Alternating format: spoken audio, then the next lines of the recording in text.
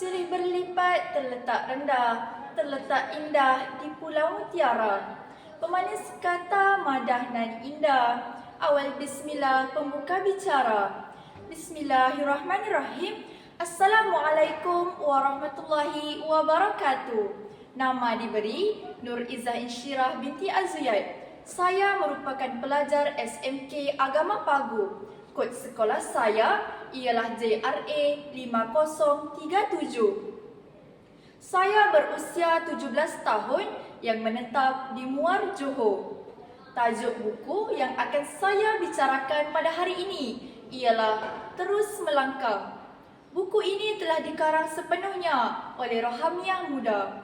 Rohamiah Muda merupakan seorang penulis yang merupakan anak kelahiran Terengganu. Beliau telah pun menulis sebanyak 7 buah buku. Buku yang berjudul Terus Melangkah ini mempunyai 50 bab serta 168 helaian halaman.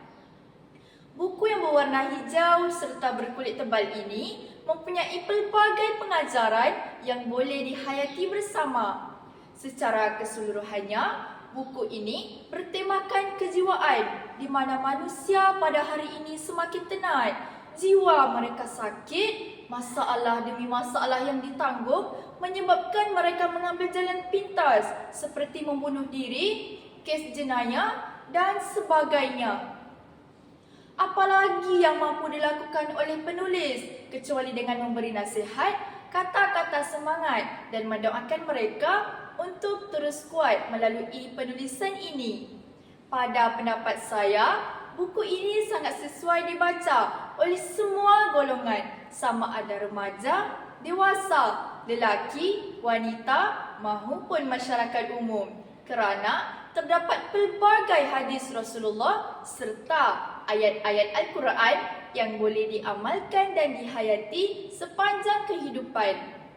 Contohnya dalam firman Allah surah Al-Imran ayat 4 yang bermaksud, janganlah kamu bersikap lemah dan janganlah kamu berduka cita, padahal kamulah orang yang tertinggi kedudukannya di sisi Allah jika kamu orang yang benar-benar beriman. Firman Allah sebentar tadi mengajar kita untuk terus kuat, sabar serta semangat dalam menghadapi pelbagai rintangan maupun cabaran. Suka atau tidak, takdir sudah pun berlaku. Nilai redha dan sabar dengan ketentuan Allah, insya-Allah pasti akan mudah buat kita sebagai umat manusia. Buku ini perlu dijadikan bahan bacaan kerana terdapat nilai-nilai murni yang terselit di dalam buku ini.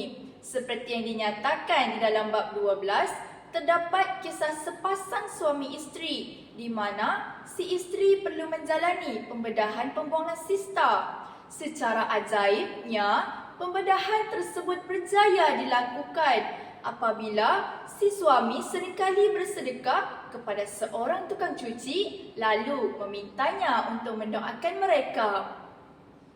Nilai yang dapat saya kongsikan seterusnya ialah nilai terima dengan redha dengan ketentuan Allah, dengan hati yang tenang dan yakin pasti akan ada hikmah yang baik buat kita, sama ada cepat maupun lambat. Seperti yang diselitkan di dalam bab 16, terdapat seorang pemuda yang disengat lebah.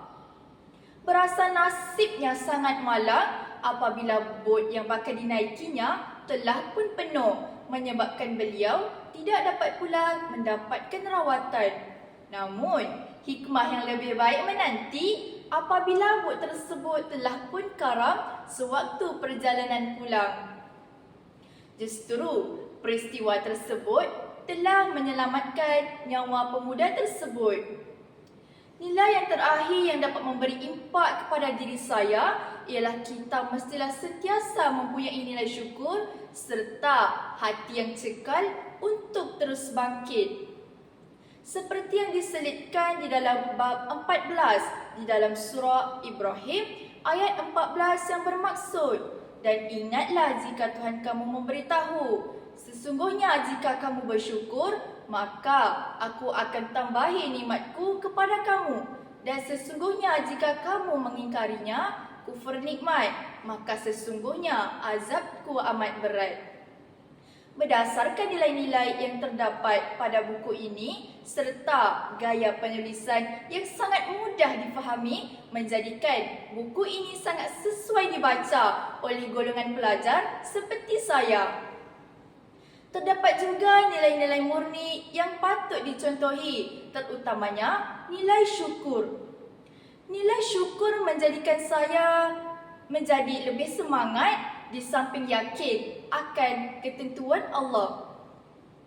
Akhir kalam, minat membaca perlulah dipupuk dari kecil agar dapat membentuk generasi yang berkarakter. Ibarat melentur bulu, biarlah dari rebungnya, justru dapat membentuk rakyat berilmu, negara maju. Pohon pedada di dalam taman jadi idaman si anak rusa. Marilah kawan, marilah teman, kita membaca sepanjang masa. Sekian, wabillahi taufiq wal hidayah. Assalamualaikum warahmatullahi wabarakatuh.